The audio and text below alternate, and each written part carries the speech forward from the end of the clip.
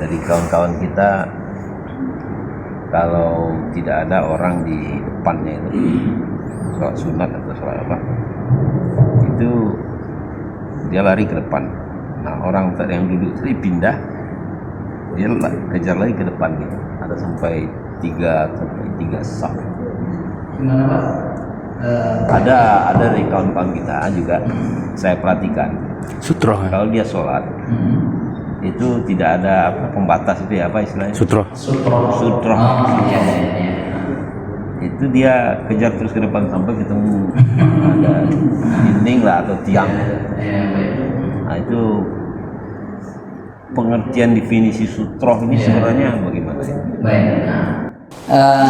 Bapak Ibu yang dimuliakan oleh Allah Subhanahu wa taala, pasti juga Bapak Ibu pernah nampak atau menemukan ada orang yang salat, lalu ketika salat tadi diletakkannya sesuatu di depannya, ya kan? Nah, lalu dia salat, dan memang sunnahnya memang seperti itu, ya, meletakkan sutra di depan kita salat supaya nanti ada pembatas yang menyebabkan orang lain nanti tidak lewat di depan kita salat. Karena ada hadis Nabi yang mengatakan, ya saya lupa teksnya seperti apa, tapi maknanya adalah menanti 40 tahun itu lebih elok daripada harus melewati di depan orang salat. Dan ada beberapa versi hadis tentang itu, dan itu tentang kesunahan membuat sutroh di depan kita salat supaya nanti orang tidak lewat. Nah, cuma masalahnya apa hukum sutroh ini wajib atau tidak, ya, dan hukumnya tidaklah wajib. Nah, apakah sutroh itu harus seperti itu ataukah maknanya bisa maknawi? Maknawi seperti kita kan di masjid ini ada karpet. Nah, batas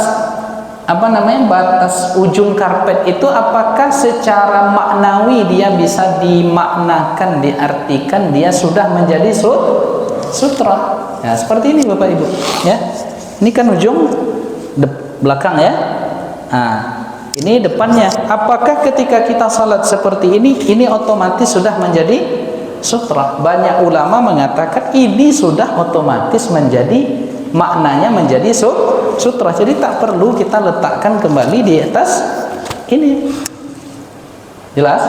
Karena ini secara maknawi ini sudah, batas karpet ini sudah menjadi sutra. Jadi kalau orang lewat di sini, ya tak masalah. Kecuali dia kalau lewat di sini. Saya sholat di sini, lewat di sini. Kenapa? Karena ini secara uruf, ya, secara kebiasaan ini kan sudah ada batasnya. Sama seperti di saf kedua ini, ya, tegak berdiri di sini, maka ini otomatis menjadi sutrahnya ini. Nah, batasnya ini. Jadi kalau saya lewat di sini nggak masalah, ya. Orang yang lewat atau yang sholat? Orang yang lewat. Nah, nanti insya Allah nanti satu pembahasan pula akan kita bahas tentang itu. Dia panjang pembahasannya dengan dalil-dalilnya nanti, Pak. Tapi kesimpulannya seperti itu, ya. Nah, jadi tidak ketika, makanya yang saya sampaikan tadi, tidak ada yang baru dalam persoalan salat ini sebenarnya, kecuali setelah tadi ada kitab sifat salat Nabi itu. Ya, sehingga apa? Sehingga akhirnya mereka karena kekurangan pemahaman terhadap hadis dan fikih, akhirnya menjadi tekstualis. Ya, sehingga kalau tidak ada sutroh dikejarnya ke depan. Ya, dikejarnya ke depan. Misalnya dia sholat di sini. Ya, sholat di sini. Karena tak ada sutroh, maju terus sampai nanti ada sholat macam apa macam itu. Ya, jadi nanti Pak kita bahas pula di pertemuan-pertemuan selanjutnya. Berarti bertambah PR kita nih. Satu sini kan, itu panjang belum bahasannya nanti. Ya, begini dan di sini. Kemudian ketika sholat berjamaah, apakah harus bertaut, ya, menempel kaki itu, jemari kaki itu, ya. Kemudian bentuk sujud duduk terakhir dalam sholat itu, apakah tawarruk atau iftiras? Sudah 3. Ditambah lagi yang keempat ini, apakah sutrah itu wajib dan bagaimana teknis pelaksanaannya berdasarkan hadis-hadis Nabi ya di dalam kitab Bulughul Maram itu ada sekitar 4 atau 3 hadis yang menguraikan tentang sutrah ini. Insya Allah nanti akan kita bahas pada pertemuan lanjutan kita, tapi secara garis besar itulah tadi. Jadi secara maknawi ini sudah terkategorikan sebagai sutrah. Karena dindingnya depan jauh, dia dirapatkan ke dinding karena menganggap dinding sutra. Jaraknya jauh sekali. Jadi ada dua perbedaan. Pertama, dekat sama makmum, yang tadi pedomannya referensinya di depan dinding depan. Tidak tuntas juga karena sama-sama awam yang diskusi.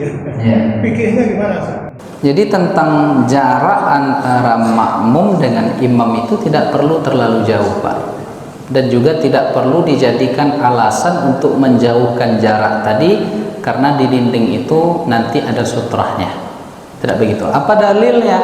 Karena para sahabat ketika salat di belakang Nabi, yaitu yang di pojok-pojok itu, melihat gerak jenggot Nabi ya ketika itu.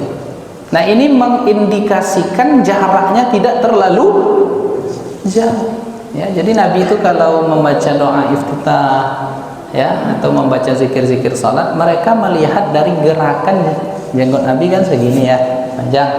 Nah, jadi yang dari pojok sana dan dari pojok sini nampak gerakan jenggot Nabi itu. Berarti kalau jauh ke depan tak akan nampak oleh yang di pojok. Nah, itu dalilnya. Jadi tidak perlu harus posisinya jauh kayak gini. Oh, pula nyesek ke dinding sana, tidak perlu. Ini sudah cukup, ini kan udah ada sutra ini. Kayu apa namanya? Kok kayu rotan atau apa? Ada cukup jatian, ada cukup itu. Ya. Kalau tidak ada sajadah itu sudah menjadi ujung sajadah itu sudah menjadi sutra. Jadi itu yang kita sampaikan tadi. Apakah harus secara lafzi di mana sutra harus ada sesuatu di depan, ataukah ya ujung sajadah itu sudah secara maknawi sudah berarti sutra. Jadi saya lebih cenderung yang mengatakan ujung sajadah itu pun sudah oke, ya. Nah, berarti kalau lewat di atas sajadah itu tidak masalah, ya. Tapi kalau lewat di bahagian sajadah, itu yang berdosa. Jelas Pak ya? Ya. Kok 2 kali bunyinya nih? Tadi bunyi, sekarang bunyi juga. Oh, silakan. Ya, ada lagi? Dan juga kata Pak Ustadz tidak perlu jauh. Itu mungkin juga dari mazhab Syafi'i. Ketika imam itu batal, kan kita tidak perlu lebih dari 3 langkah. Nah, kalau lebih dari Imam Syafi'i katakan lebih dari 3 langkah berarti batal. Kalau tidak demi keperluan sholat, ya. Kalau demi keperluan sholat boleh. Ketika ya imam tadi batal, makmum kan bisa menggantikan tidak terlalu jauh dia melangkah. Kan begitu Ustaz. Nah, itu tambahan penjelasan itu ya. Jadi artinya apa? Ketika imam batal nanti kalau tidak terlalu jauh. Jadi minimal imam itu ayyataqaddamal imam anil makmum. Jadi aturannya dalam fikih begitu. Jadi tidak boleh sejajar antara imam dan makmum, harus imam itu di depan, ya. Dan di depannya itu tidak pula harus menjorok jauh, ya. Setidaknya masih nampak dan terdeteksi oleh makmum. Begitu, ya. Oleh seorang mahasiswa pemuda, padahal hanya kenal sekilas di Jogja, dia kasih apa, ini ada buku bagus, dikasih. Saya pikir-pikir dia dapat uang dari mana, dari apa, sifat sholat Nabi Nasiruddin Albani itu saya baca-baca, ya mungkin ada beberapa di luar dari yang kita. Jadi saya pikir-pikir juga kenapa dia mau mengasih buku gratis padahal dia mahasiswa, apa? Jadi tanda tanya itu. Ya mungkin dia menganggap sholat bapak belum betul. Nah dikasihnya, inilah buku yang menunjukkan bahwa sholat yang paling sahih itu buku ini. Padahal buku itu sudah banyak dikonter para ulama, ya. Di antaranya tadi yang saya sebutkan, siapa? Saya lupa namanya. La jadida fi ahkamis sholat. Tak ada yang baru sebenarnya. Jadi hanya sifat sholat Nabi ini yang datang dia, ya, bercanggah dengan aturan kaifiyat sholat yang selama ini ada di tengah kita. Nah, jadi itulah masalahnya. Jadi kalau mereka misalnya mau mengamalkan itu, ya amalkan saja. Tapi masalahnya ketika mereka menganggap amalan kita salah.